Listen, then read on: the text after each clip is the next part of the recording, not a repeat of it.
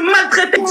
C'est pour ça que toi aussi, on va te doter, on va te maltraiter. Parce que les Western ne considèrent pas la femme. Les Western n'ont jamais considéré la femme. Tu as compris, madame? Tu parles de dot. Mais les Sénégalais, est-ce que les Sénégalais considèrent la femme? Est-ce que les Sénégalais considèrent la femme idiote? On te paye, mais on ne s'honore pas dans la famille. On te maltraite, on ne te considère pas. Où est-ce que tu vois le respect dans ça? Merde, vous me faites chier, les femmes africaines pauvres. Tellement vous ne voulez pas travailler, vous cherchez l'homme qui va vous doter. Merde, travaillez, merde. Au lieu de nous faire chier avec vos dots là, où on vous achète, et après quand vous pleurez dans vos foyers, vous nous faites des panels où vous pleurnichez. Hello, femme de crayon, j'espère que vous allez bien. Bienvenue sur Be Woman, je suis Coco, votre coach en féminité.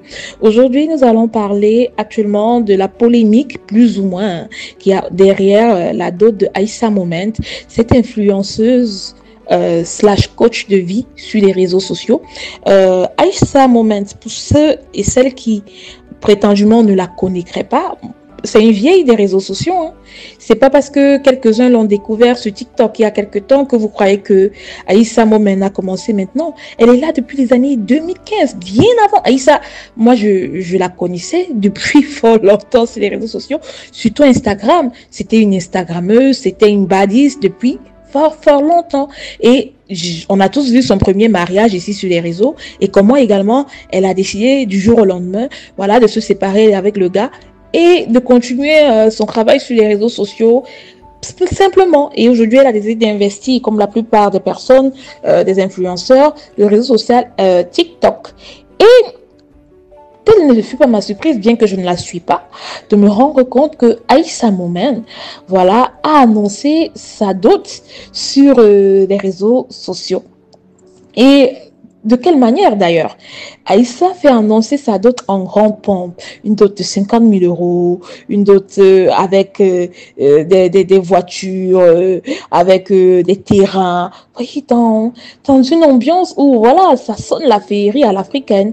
Et simplement, à cause de ça, elle se boit actuellement une sauce qui n'a pas de nom sur TikTok.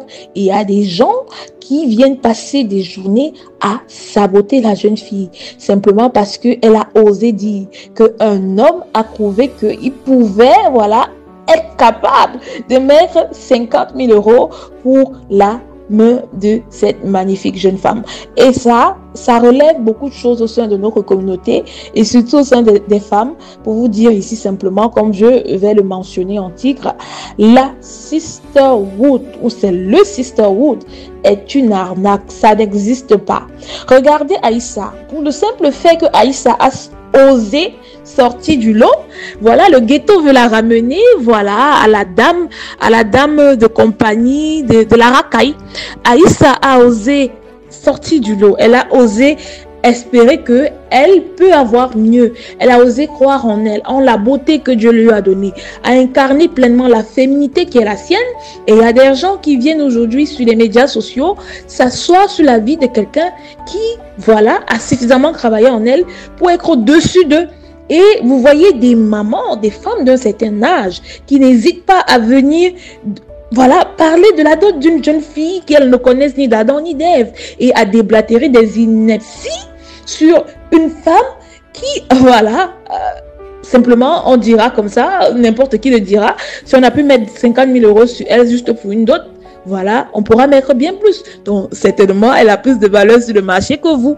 Et je vais vous assurer, quand vous voyez des femmes, et ce qui me chagrine dedans, c'est que c'était des femmes noires qu'on voit s'asseoir sur des panels et commencer à développer des argumentaires plus ou moins fallacieux, à insulter la culture afro, voilà, à rabaisser Aïssa, simplement parce que elle a une valeur sur le marché que certainement elles ne pourront jamais avoir.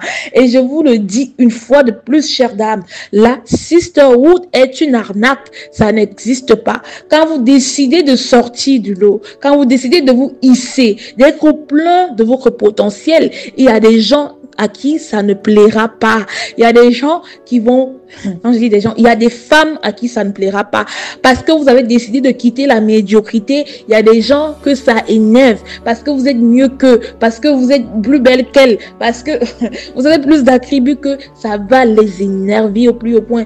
Et ça encore, on va dire comment le comportement manifeste de ces personnes, de ces femmes sur les réseaux sociaux, est la preuve d'un syndrome dans notre communauté. C'est du fait que quand une femme noire décide de level up, que ce soit avec l'homme noir ou pas, elle dérange, ça gêne ses consoeurs noires qui veulent la maintenir, voilà, dans le confort aisé de la médiocrité des quartiers noirs. Et ça, moi, je veux dire, vous ne pouvez pas vouloir rabaisser Aïssa Moment, qui, elle, a toujours prôné des femmes libres et épanouies vers des systèmes de pensée qui vont la rabaisser à revenir à ce qu'elle a toujours refusé d'être, parce qu'elle a décidé d'être une femme élégante, parce qu'elle a décidé de rentrer dans la sophistication de la femme qu'elle est, et ça vous plaît pas.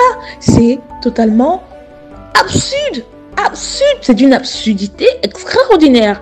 Donc, mesdames, si jamais vous êtes dans un processus de level up pour votre propre vie, que vous avez décidé de perdre du poids, que vous avez décidé de vous affirmer sur les réseaux, que vous avez décidé de rentrer pleinement dans votre identité féminine et de ne pas combattre les autres femmes, sachez que la ghettoisation ne va pas vouloir vous laisser. La ghettoisation va toujours vouloir vous ramener au fait que, voilà, tu te crois meilleur que nous, bien. Mais ce n'est pas là le débat. La question ici, c'est que, est-ce que vous voulez une meilleure vie ou pas? Est-ce que vous êtes déterminé à vous en sortir ou pas? À vous de chercher.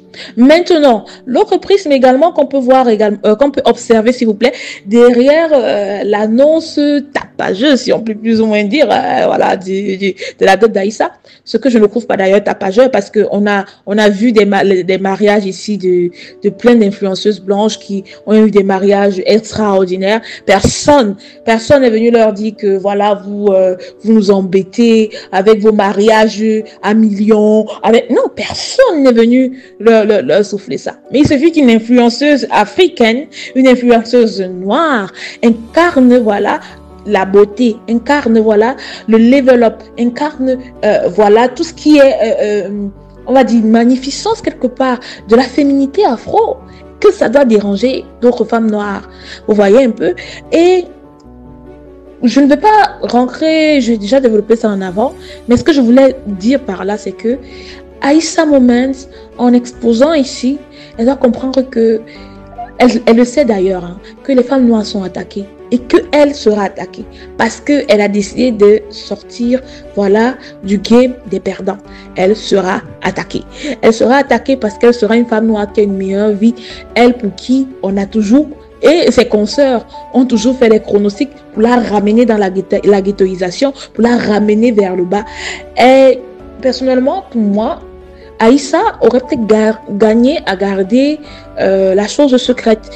Elle aurait peut-être gardé à nous montrer que quelques photos ci et là, mais pas, voilà, à rendre public comme ça. Pourquoi? Parce que bien qu'elle soit une influenceuse qui, voilà, a une vocation à montrer son lifestyle, et etc., à coacher les gens sur les réseaux, elle doit savoir que le bien-être et la dimension de son niveau de vie peuvent déranger beaucoup de gens qui ne l'auront jamais parce qu'ils ne veulent pas se donner les moyens de l'avoir et parce qu'ils sont en train de critiquer ceux qui sont en train de monter. Donc, seulement pour ça, pour moi, je crois pleinement qu'il faut se protéger du mauvais œil. Hein. Il faut se protéger du mauvais œil. Et en plus, elle est sur les réseaux. Elle a même d'ailleurs demandé, j'ai vu qu'elle a demandé que les gens lui fassent des barakas pour qu'elle puisse se protéger du mauvais œil. Mais je veux vous dire, hein, il faut être plus wise que ça. Il faut être plus wise que ça. Quand vous êtes une femme noire, vous pouvez pas jouer le même game que les blanches.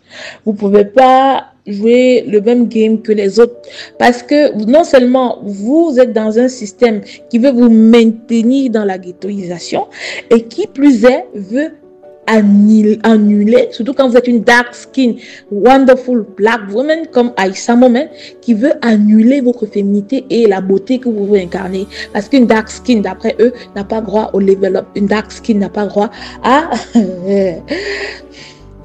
simplement à son humanisation et à sa féminité, ce qui est totalement faux. Et Aïssa Moment le prouve grandement. Donc, chère dame, quand vous évoluez, quand vous êtes une femme noire qui évolue, cachez-vous.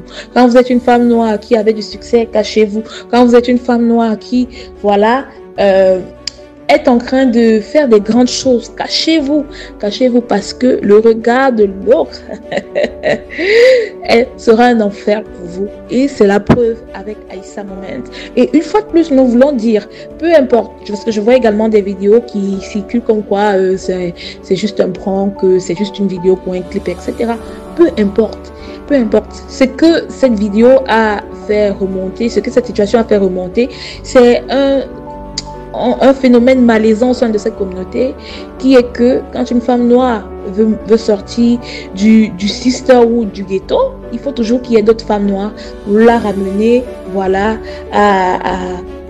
pour la ramener, pour la rappeler qu'elle ne peut pas être, elle peut pas, voilà, se blanchir, entre guillemets. J'aime pas cette expression-là, mais pardonnez-moi de l'utiliser ici. Elle peut pas quelque part, parce que blanchir chez nous, c'est aspirer à une meilleure vie pour soi. D'ailleurs, en plus, elle n'est même pas claire de peau. Elle n'est même pas métisse pour eux. Donc, vous voyez, c'est tout cet engrenage de colorisme, les gens qui veulent nier la beauté des femmes dark skin qui rentrent en jeu, c'est très laid à voir et ça donne des machines pareilles, ça donne des clashs inutiles comme ça qui sont juste le marquage de plus de haine envers les femmes noires, venant des femmes noires d'abord, et de plus de haine qui vont s'amplifier à travers d'autres communautés et d'autres types. Donc vraiment, chères femmes noires, quand vous levez up, pour vous cacher. Quand vous êtes en train de travailler sur votre vie pour aspirer à des meilleures choses, cachez-vous. Ne divulguez pas vos projets n'importe comment. Et j'appelle encore une fois de plus ici à votre discrétion totale face au monitoring spirit qu'il peut avoir sur les réseaux sociaux, face aux mauvais œufs, face à la volonté des gens de vous ramener toujours dans le ghetto de ce que vous ne pouvez pas émerger. Donc d'ici à là, femme de triomphe, portez-vous bien, bien à vous.